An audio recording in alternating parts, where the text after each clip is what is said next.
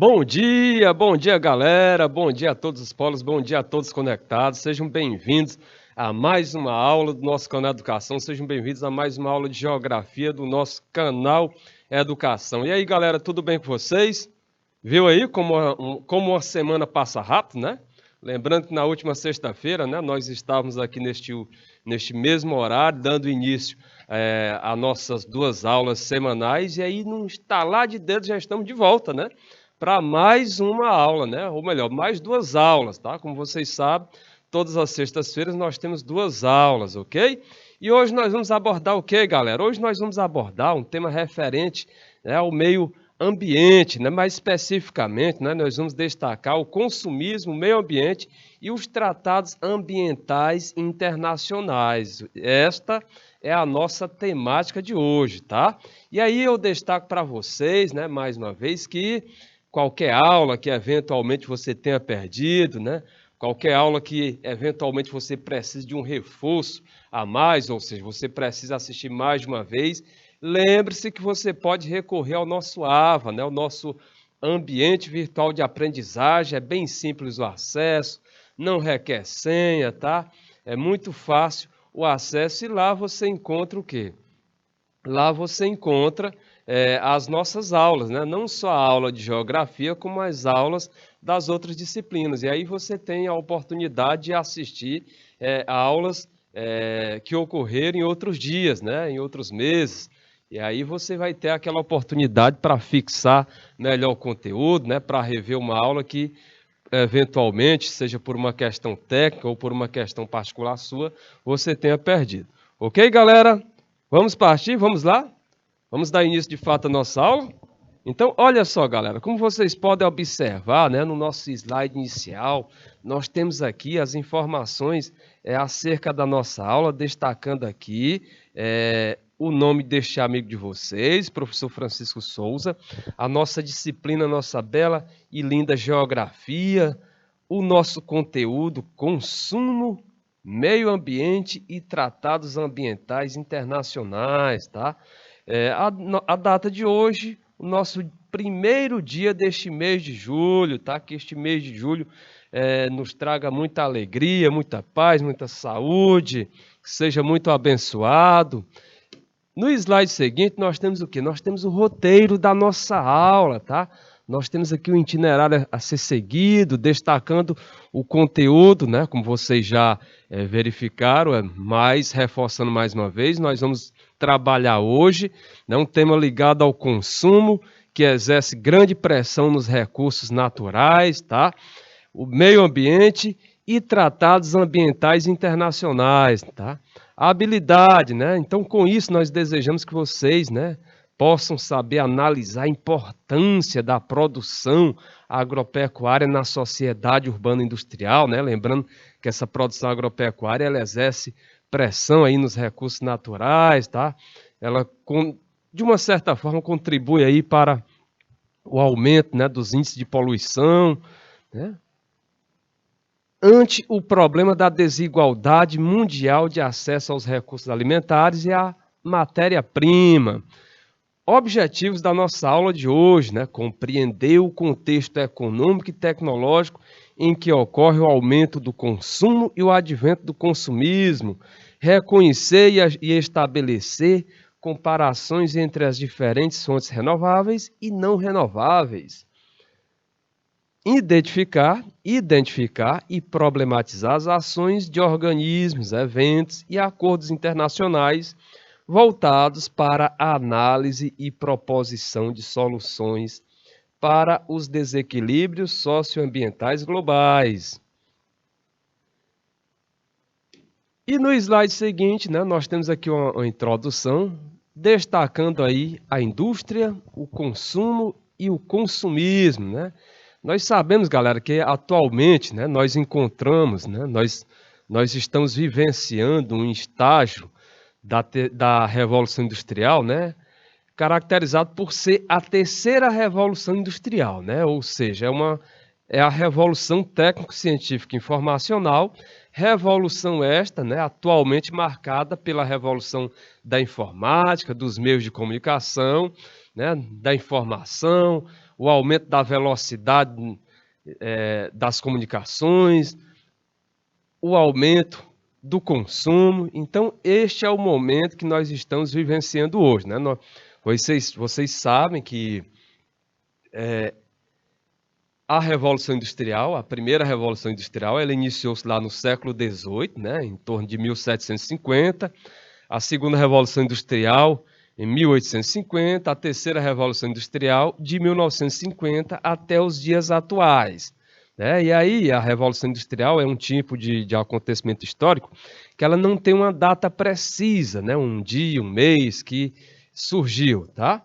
Então, atualmente, né, nós estamos neste estágio que vocês acabaram de observar aí na tela, né, em destaque na tela, ou seja, a terceira Revolução Industrial, também chamada de Revolução Técnico-Científica Informacional, né?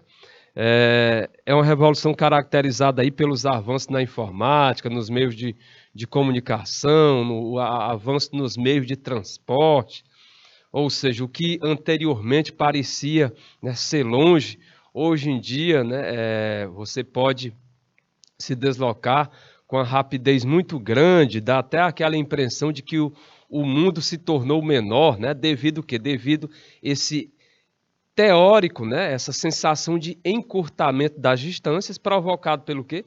Pela maior velocidade dos meios de transporte. Então, isso dá aquela sensação de que o mundo está menor, né? De que houve um encurtamento das distâncias, já que é mais rápido chegar, sair de um ponto e ir a outro de forma rápida, ok? Devido a esses avanços nos meios de transporte. Assim também como é a velocidade que nós tomamos conhecimento das informações, tá? Nós tomamos conhecimento das informações de forma muito rápida, né? Praticamente de forma instantânea, né? Algo que ocorre muito longe de onde nós moramos, nós tomamos conhecimento de forma muito rápida, praticamente em tempo real, tá?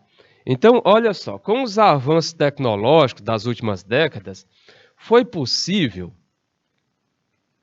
produzir mais em menos tempo e em diversos lugares. Então, as multinacionais, né, as transnacionais, elas se espalharam pelo mundo, né, essas transnacionais se espalharam pelo mundo e foram responsáveis por uma característica do espaço urbano atual, né, ou seja, o consumo de produtos industrializados. Então, esse desenvolvimento aí do meio urbano, né, isso contribuiu para o quê? Isso contribuiu para o aumento de consumo de produtos industrializados, né? E isso intensificou-se cada vez mais, exercendo, né, pressão sobre os recursos naturais. Assim, na atual fase do capitalismo, os hábitos de consumo e o acesso aos produtos e serviços, né, sofreram grandes transformações, influenciando a cultura de diversos povos, né? E isso de maneira global, né? Então, essa sociedade industrial, ela valoriza, né, o consumo de forma excessiva, né? Ou você pode observar que atualmente os produtos, né, eles são praticamente descartáveis, né? Se usa por pouco tempo, né? E aí logo são lançados fora, ou seja, logo se dá um jeito de se descartar.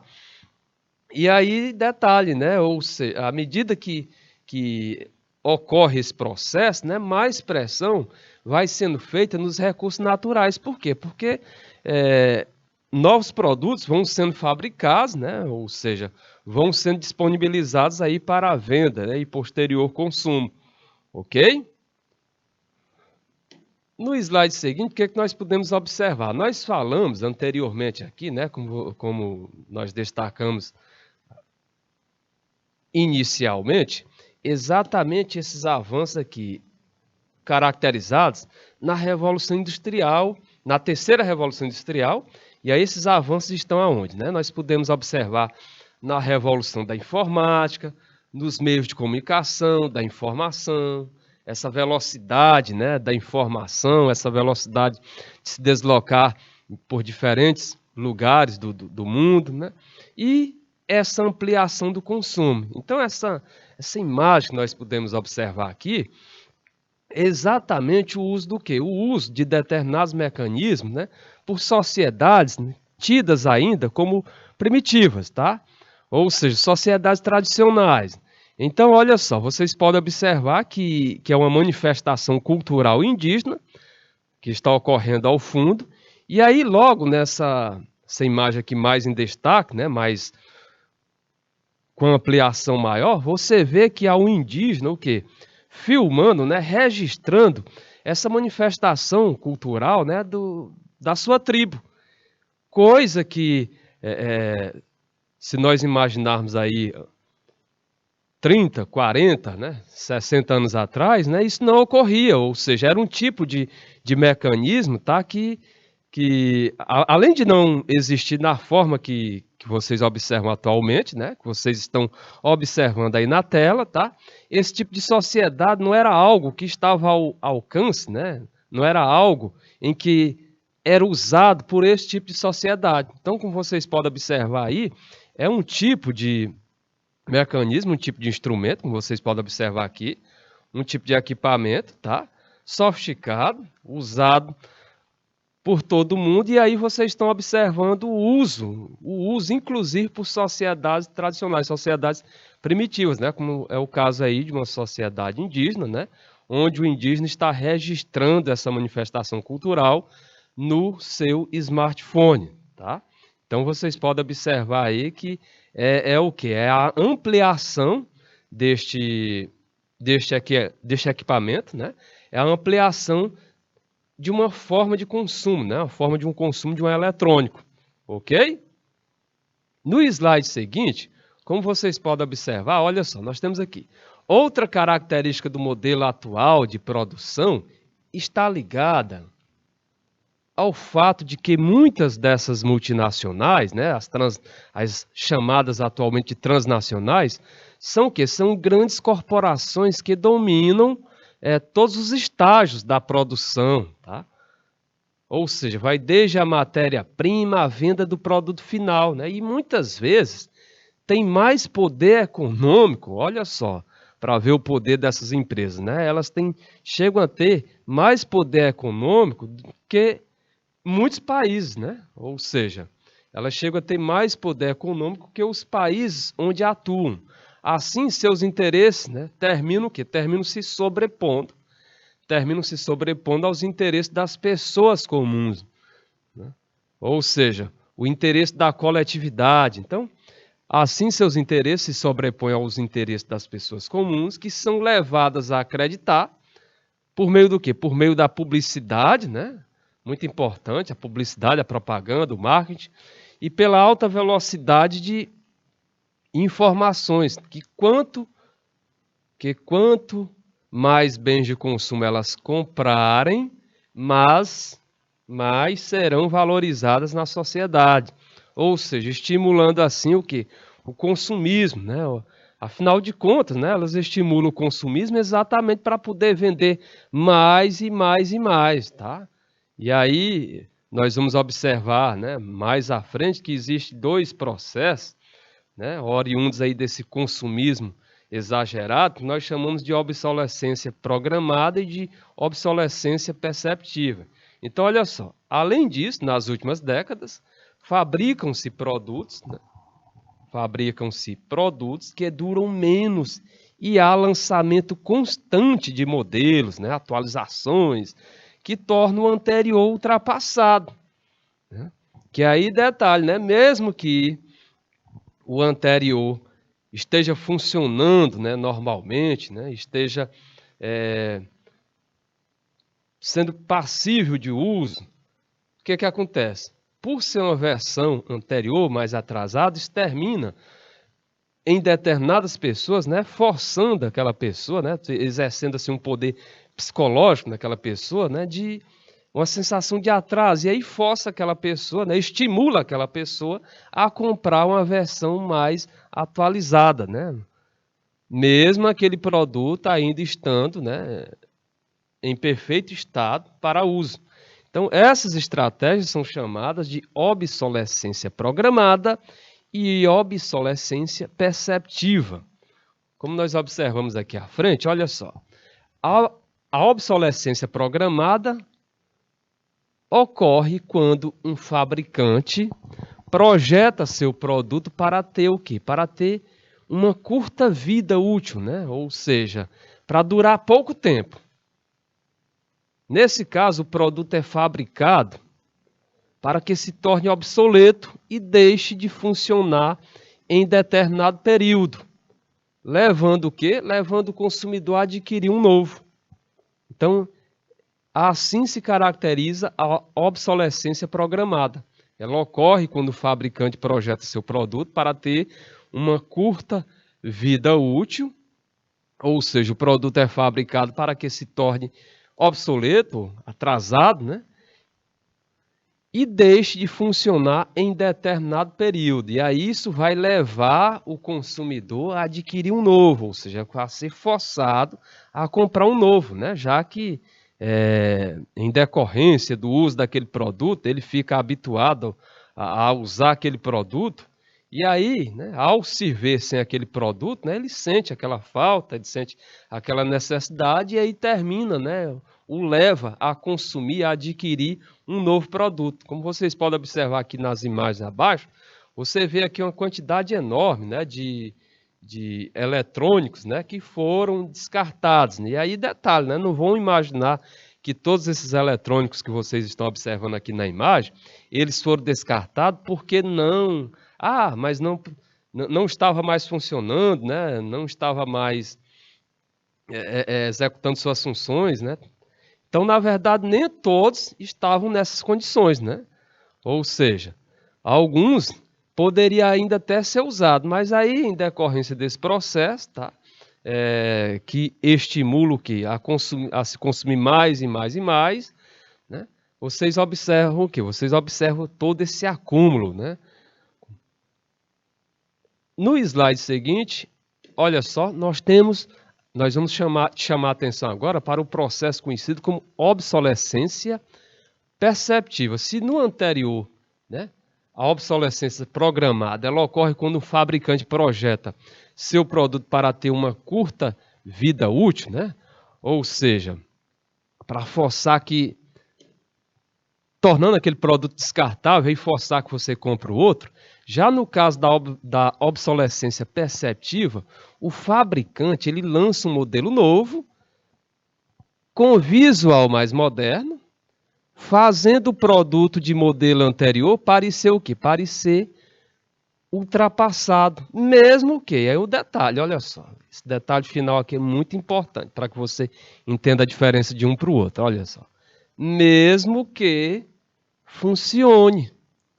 Então, naquele anterior, né, pode ocasionar dele não funcionar mais, né? Como vocês podem observar aqui, olha só. O produto é fabricado para que se torne obsoleto e deixe de funcionar em determinado período. Isso leva o consumidor a comprar outro. Já neste caso aqui da obsolescência perceptiva, o fabricante ele lança um modelo novo. Aquele que você tem ainda está funcionando, ainda está operando. Porém, esse fabricante lança um modelo novo com um visual mais moderno, fazendo o produto de modelo anterior, né, aquele que você tem, parecer ultrapassado. Está funcionando, né, mas dá aquela aparência, tem aquela aparência de ultrapassado, arcaico. Então, assim, o consumidor, né, para se sentir valorizado na sociedade, tem aquela questão de status, vai substituir o produto anterior, né, por um mais moderno, né, garantindo o quê? Garantindo lucro ao fabricante. Isso acontece muito, ó, com esse objetozinho que você está vendo aqui abaixo, ó, sendo descartado. Então ele está sendo descartado aí na imagem que mostra, que você observa abaixo. Você vê o descarte dele, mas a ideia, né, que a imagem quer passar é exatamente que ele está funcionando, né? Porém, devido aos constantes lançamentos, devido às constantes versões que chegam aí ao mercado, né? Isso faz o quê? Faz o consumidor, principalmente aquele consumidor que não tem uma mentalidade formada, né? Não tem uma boa consciência, isso faz esse consumidor para se sentir valorizado na sociedade, né? Isso faz com que ele substitua o produto anterior por um outro que tem a aparência mais moderna, né? E aí ele vai garantir o quê? Vai garantir lucro, né, ao fabricante. Então nós observamos muito esse processo envolvendo celulares, envolvendo smartphone. Tá? Então, cada vez chega versões mais novas, mais atualizadas, mesmo que exista no mercado, exista pessoas, melhor dizendo, né?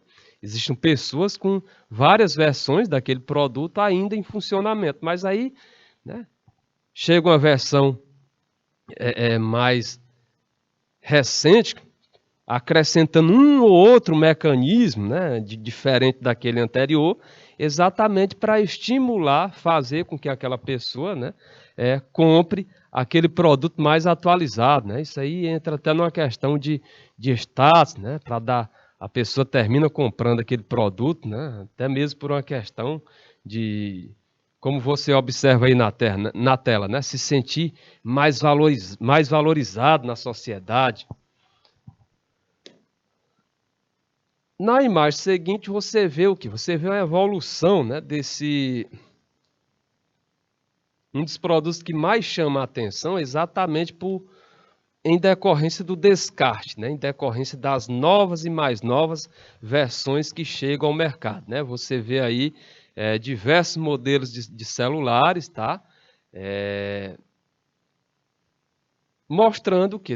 Chamando a atenção para a evolução desse produto ao longo dos anos, né? A evolução desse objeto ao longo dos anos, né? Então você vê desde inicialmente aqueles que ainda possuíam o que? Tecla, né? Para executar as funções, até os mais atuais, né? Com tela touchscreen, né? Ou seja, toque de tela, né? Que é o que nós observamos, né, que atualmente está mais em vigor. Então você vê aí a evolução desse aparelho, né? E aí, detalhe, né? Estão observando esses aparelhos? Tudo isso envolve o quê? Tudo isso exerce, né? Toda essa fabricação exerce pressão nos recursos naturais, tá? Você vê esses elementos, né, esses objetos na tela, e aí eles são fabricados a partir de elementos naturais que são retirados, né? Minerais são retirados da natureza, tá? Além do fato de o seu descarte inadequado, né, lançar o quê? Provocar problemas na natureza, provocar problemas no meio ambiente, né? Já que eles possuem determinados elementos que, após serem lançados de forma inadequada no meio ambiente, vai o quê? Vai poluir, né? Vai terminar o quê? Ele vai terminar liberando substâncias químicas naquela área, no solo ou na água, e fazendo com que aquele ambiente se torne impróprio, se torne contaminado, né? Provocando o quê? Provocando efeitos aí na vegetação, provocando efeitos na fauna. O desenvolvimento tecnológico também permitiu,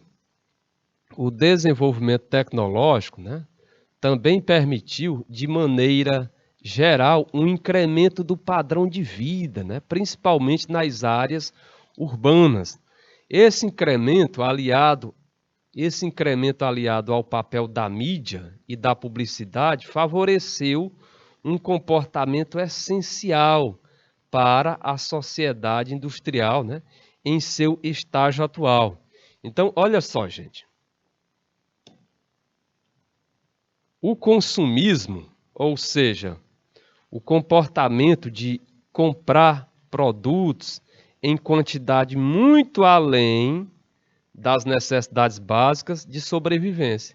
Então, como vocês podem destacando, dando um enfoque maior nesse slide, como vocês podem observar no início, o desenvolvimento tecnológico também permitiu, de maneira geral, né, um incremento, um desenvolvimento do padrão de vida, principalmente nas áreas urbanas. Esse incremento, aliado ao papel da mídia e da publicidade, né, a propaganda, favoreceu um comportamento essencial para a sociedade industrial em seu estágio atual. Que comportamento é esse, galera? Né? Que comportamento é essencial para a sociedade industrial em seu estágio atual? Exatamente esse consumismo, que representa o hábito, né, o comportamento de comprar produtos em quantidade muito além das necessidades básicas de sobrevivência. Né? Ou seja, comprar produtos, né, que vão além da sua necessidade, além do que você precisa. Né? Isso faz com que as pessoas terminem comprando e comprando mais produtos, né, supérfluos. Na imagem que vocês observam ao lado, isso aqui é uma imagem, né, da Times Square, ou seja, uma área lá dos Estados Unidos, Nova York, que se destaca exatamente, como vocês observam aqui nas placas de publicidade, né, por apresentar um grande número de lojas, né, com produtos caros. Né? E aí nós chamamos a atenção exatamente para mostrar, destacar que isso que vocês observam aí na imagem é exatamente um estímulo, tá? Um estímulo à compra, né? Ou seja, isso faz parte, né, do sistema, né, que estimula o consumo, estimula a compra de produtos. Né? Aí vocês podem observar, isso aí é uma área lá dos Estados Unidos, é um espaço de consumo, né? Um espaço para comprar, comprar e comprar mais. A sociedade de consumo e o comportamento consumista têm gerado problemas ambientais. Né? Aí é onde mora o grande problema, né? A influência negativa na nossa casa. A nossa casa que nós estamos destacando aqui é exatamente o nosso planeta Terra. Tá? Então a sociedade de consumo e o comportamento consumista têm gerado problemas ambientais graves para o planeta. Tá? E aí, dentre os problemas ambientais graves para o planeta, são inúmeros, né, esses problemas. Tanto os ligados à exploração dos recursos naturais, né, utilizados na fabricação desses produtos. Lembra lá do smartphone? Ali, né, muito produto ali retirado da natureza. Né? Quanto os relacionados a geração do lixo, ou seja, lembra do smartphone novamente? O descarte daquele produto. Nem todos têm aquela consciência de procurar um local adequado, e aí também nós podemos entrar em outro fato. A publicidade, ela não estimula o descarte adequado, assim como ela estimula o consumo. É claro que ela estimula o consumo de forma muito mais intensa do que ela estimula o descarte adequado.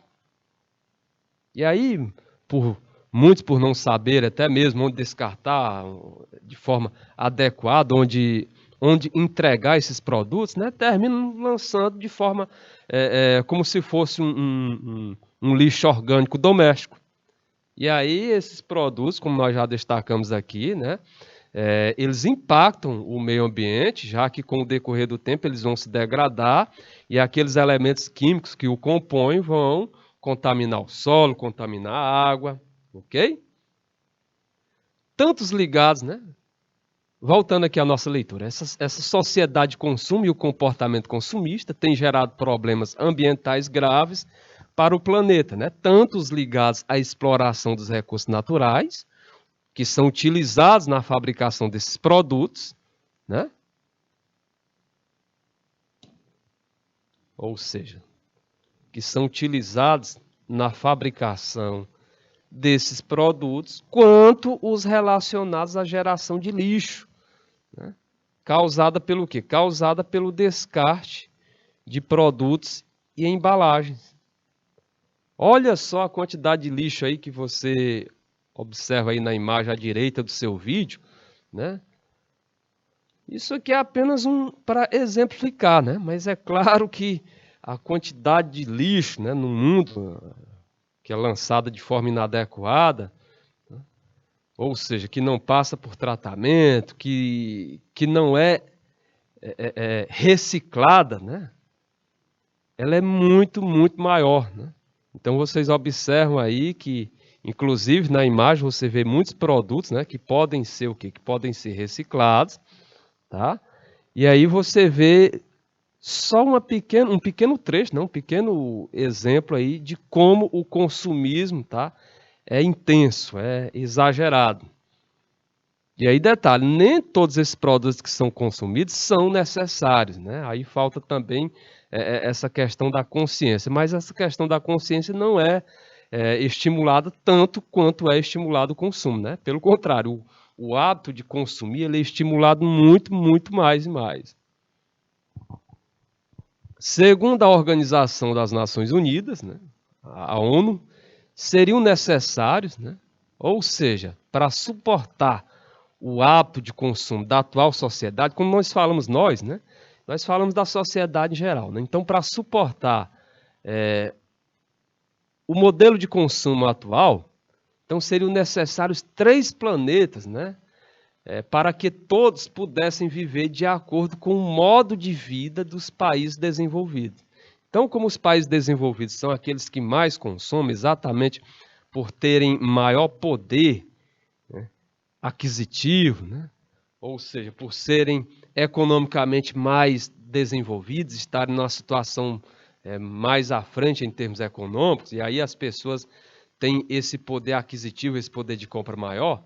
Então, se todos os países, né, todo mundo fosse seguir o modelo de consumo desses países desenvolvidos, seria necessário 3 planetas, né, para suportar todo esse consumo. Então, segundo a Organização das Nações Unidas, seriam necessários 3 planetas para que todos pudessem viver de acordo com o modo de vida dos países desenvolvidos. Por isso, é preciso lembrar que o acesso a esses bens e serviços oferecidos pela sociedade de consumo é extremamente desigual. Viu, gente? Isso é um ponto que vocês devem lembrar bem, que o acesso a esses bens e serviços oferecidos pela sociedade de consumo é extremamente desigual. Ou seja, quando você vai comparar... É por isso que a introdução diz o seguinte, que se o mundo fosse seguir o modo de vida dos países desenvolvidos. Por quê? Porque são os países desenvolvidos que mais contribuem para esse grande consumo e para esse grande lançamento, né, de produtos, né, esse grande descarte no nosso planeta. Então, como as pessoas desses países, né, têm um poder aquisitivo mais elevado, né, mas aí é onde está o detalhe, né?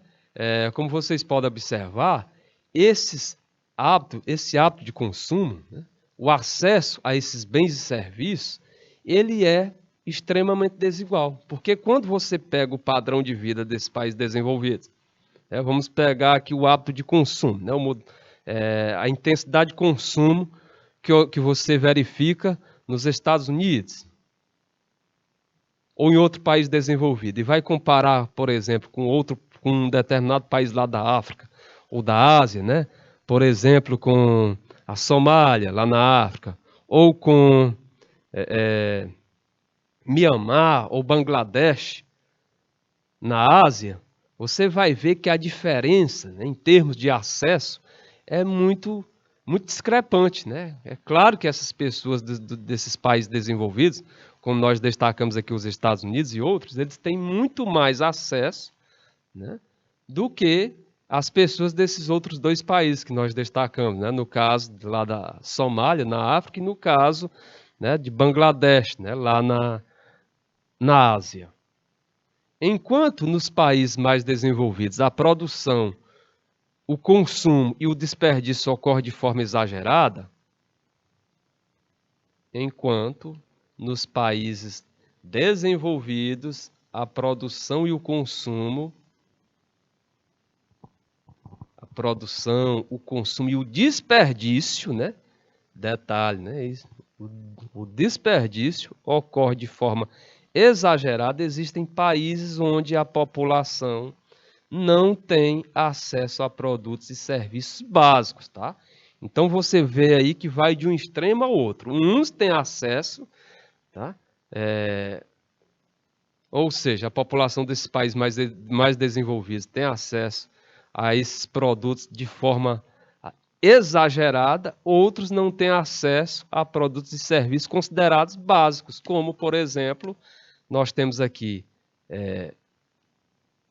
a água, energia elétrica, alimentos diversos, saúde e habitação. Então, ao mesmo tempo que você vê esse consumismo exagerado, você vê um mundo, você pode constatar, né? Você pode concluir que o mundo é extremamente desigual, né?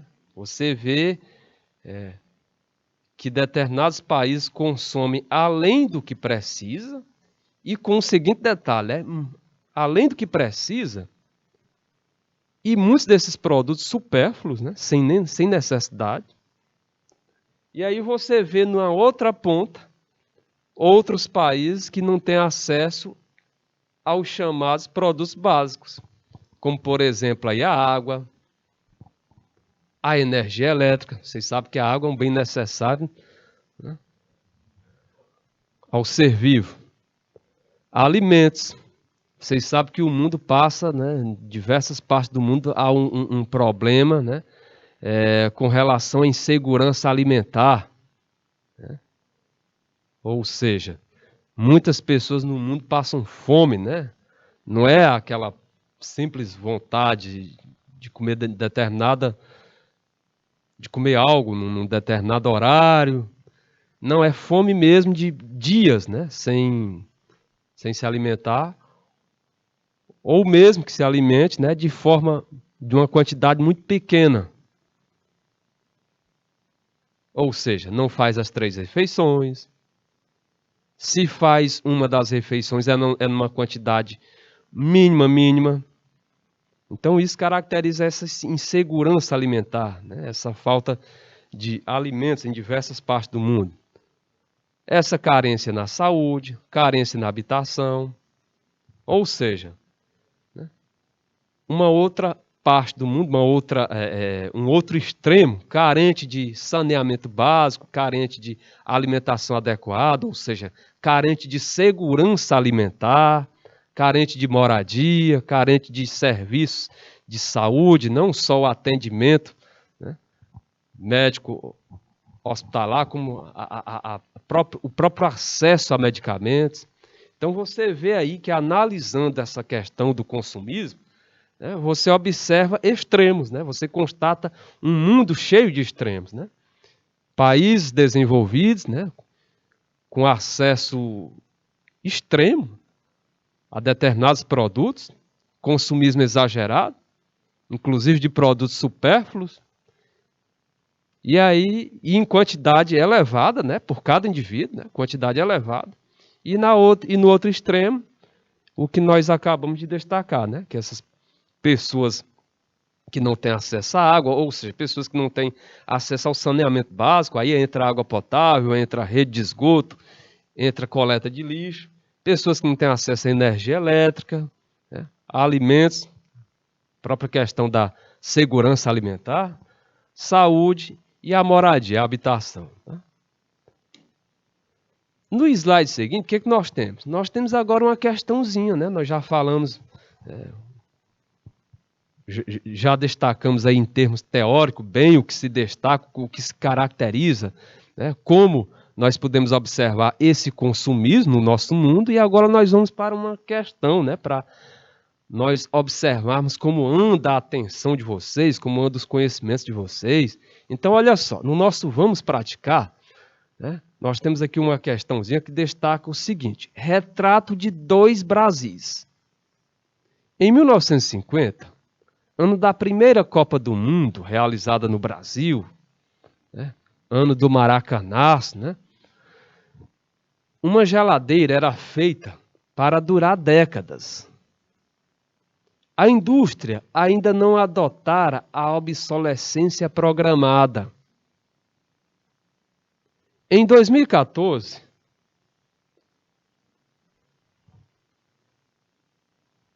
não passa um ano do lançamento de um modelo e um novo iPhone é anunciado. Vivemos em um mundo 2.0. Ops, já é 3.0, né? Olha só, o texto apresenta uma das características da globalização.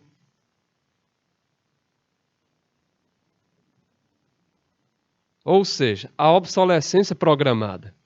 Essa obsolescência programada, galera, ela pode ser entendida como? Então, olha só, vamos lá para as alternativas. Então, essa obsolescência programada, ela pode ser entendida como um novo hábito de consumo caracterizado por elevados salários dos operários e pelo dinheiro magnético? Será que essa alternativa contida aí na letra A? Letra B. Avanço tecnológico favorecido pela interligação acelerada dos mercados? Letra C. Modelo de produção uniformizada para estabelecimento de um padrão cultural e oriental. Será que é o padrão oriental? Acho que é ocidental, não é não? Letra D. Fabricação de bens com curto prazo de validade para aumento das vendas de modelos mais novos. Letra E. Expansão dos lucros em novos mercados conduzida por grandes empresas nacionais. Será que não seriam empresas transnacionais, né? Então, olha só. Essa questão, gente, é bem simples, né? Nós observamos, né, que quando nós falamos lá de obsolescência programada, né, essa obsolescência programada, ela consiste no quê? Ela consiste na fabricação de bens com curto prazo de validade, né?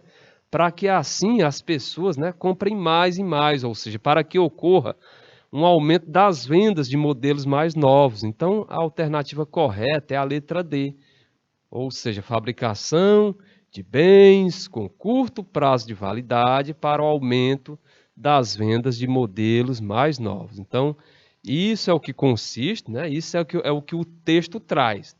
Então, o texto apresenta uma das características da globalização, a obsolescência programada, que pode ser entendida exatamente, né, pelo que você verifica aí na letra D, né, por esta fabricação de bens com curto prazo de validade, né, para que assim ocorra o aumento das vendas, né, o aumento do consumo daquele produto, para que as pessoas comprem a versão mais nova, tá? Inclusive, né, mesmo quando o produto está ainda podendo ser utilizado. Vamos lá para a próxima questão? Questão de número 2. Vamos praticar? Questão de número 2, galera, traz o seguinte: como os combustíveis energéticos, as tecnologias da informação são, hoje em dia, indispensáveis em todos os setores econômicos.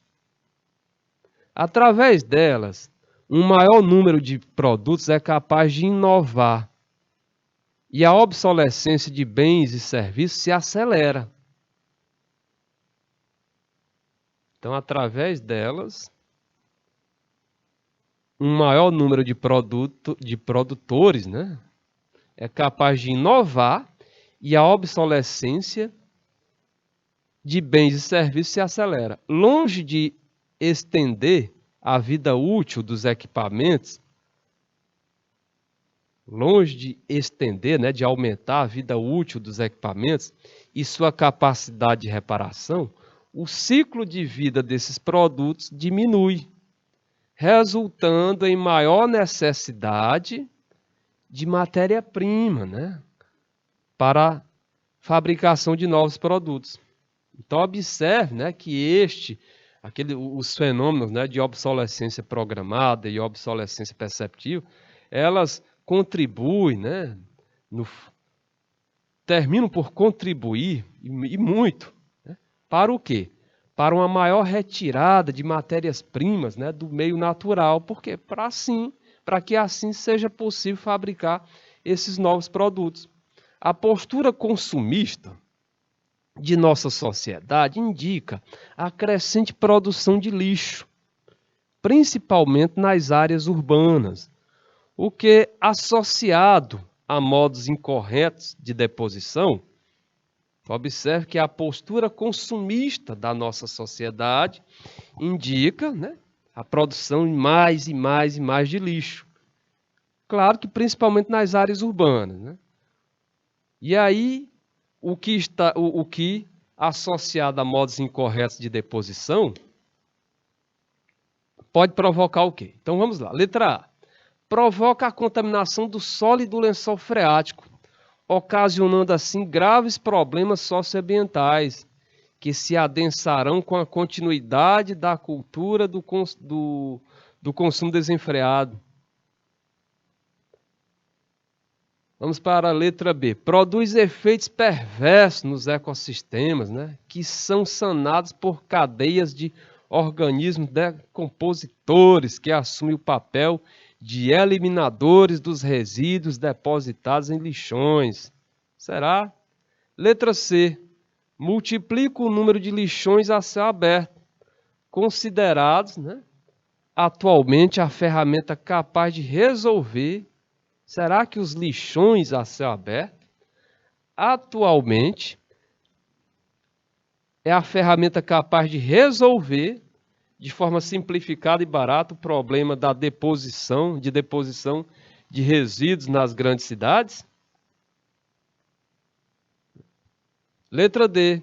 Estimula o empreendedorismo social, visto que um grande número de pessoas, os catadores, têm livre acesso a lixões, sendo assim incluídos na cadeia produtiva dos resíduos tecnológicos. Ou letra E, possibilita a ampliação da quantidade de rejeitos que podem ser destinados a associações e cooperativas de catadores de materiais recicláveis, né, financiados por instituições da sociedade civil ou pelo poder público. E aí, galera, qual seria a opção correta aí para a nossa segunda questão? Questãozinha aí do Enem. Mas, com certeza vocês vão fazer, né? Estão no 9º ano. Com certeza, posteriormente, vocês vão fazer. É bom já ir se preparando, é bom já ir praticando, estudando por meio desse tipo de questão, né? Por meio desse tipo de modelo de questão. Tá? Então, é interessante que vocês já tenham esse tipo de conhecimento, né? Esse tipo de prática, né? Afinal de contas, o exercício faz o mestre. O ato de praticar faz o mestre. Então, é bom já ir praticando com esse tipo de questão, é bom já ir se habituando a resolver muitas questões, exatamente, né, para que quando chegar mais à frente, né, ou seja, 3 anos, vocês já estejam bem habituados e assim a possibilidade de êxito, de sucesso seja maior. Ok, galera? Então não esqueça, né, de pegar questões, né, tentar resolver, se não conseguiu resolver, né, passa para outra. Né? Depois verifica lá o gabarito, verifica o comentário, mas não esqueçam de adentrar, entrar nessa linha de resolução de questões. Não fique apenas na parte teórica, né? Olha só, com relação a fontes de energia, galera, em uma sociedade industrial, né, em uma sociedade industrial global, a demanda por energia é cada vez maior. Então, as fontes de energia, né, esses recursos que a sociedade utiliza, exatamente para a geração de energia, seja residencial, seja industrial, seja comercial, seja a energia que nós observamos nos veículos, né? Que aí é onde está, nós temos a matriz energética e nós temos a matriz elétrica, tá? Quando nós falamos a matriz energética, é algo mais amplo, tá? A matriz energética, ela inclui a matriz elétrica. Matriz elétrica, a gente está se referindo àquele tipo de energia, a energia elétrica, a energia da casa, do comércio. A matriz energética já inclui uma quantidade maior, ok? Fontes de energia. Em uma sociedade industrial global, a demanda por energia, ou seja, a procura por energia, é cada vez maior. A indústria precisa de energia em todo o seu processo. Então, essa indústria, né, precisa de energia em todo o seu processo para o funcionamento de máquinas ligadas à produção, extração e à transformação de matéria e a transformação da matéria-prima. E assim como também para o quê? Assim como também para o transporte. As pessoas também precisam de energia no seu dia a dia, uma vez que praticamente todas as ferramentas da sociedade urbano, industrial funcionam à base do quê? De energia elétrica. Só observar os bens que nós temos nas nossas casas, né? O petróleo,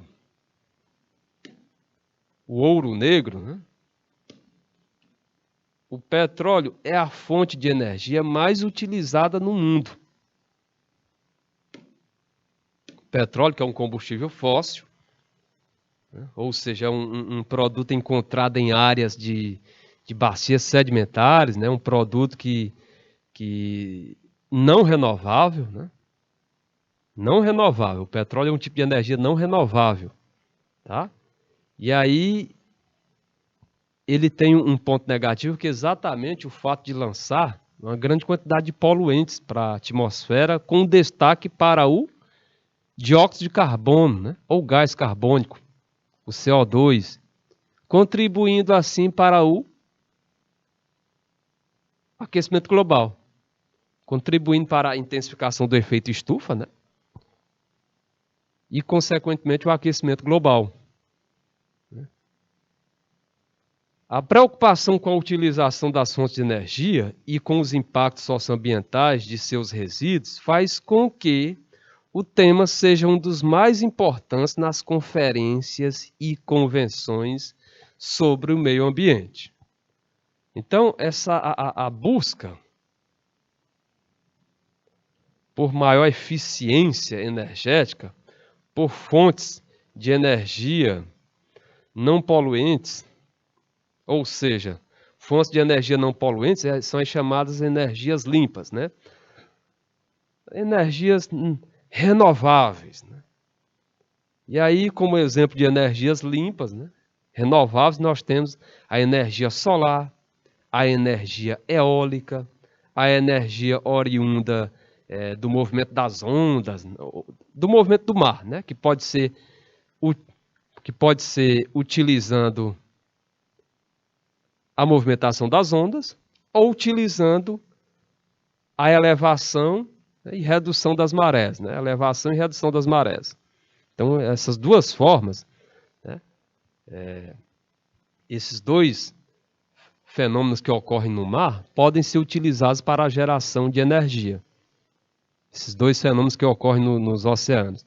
Ou seja, você pode utilizar energia provinda do movimento das ondas, como utilizar energia oriunda da elevação e redução das marés. Uma é a energia ondomotriz, é aquela que faz uso das ondas. A outra é a energia maremotriz, a energia que faz uso, né, elevação e redução das marés.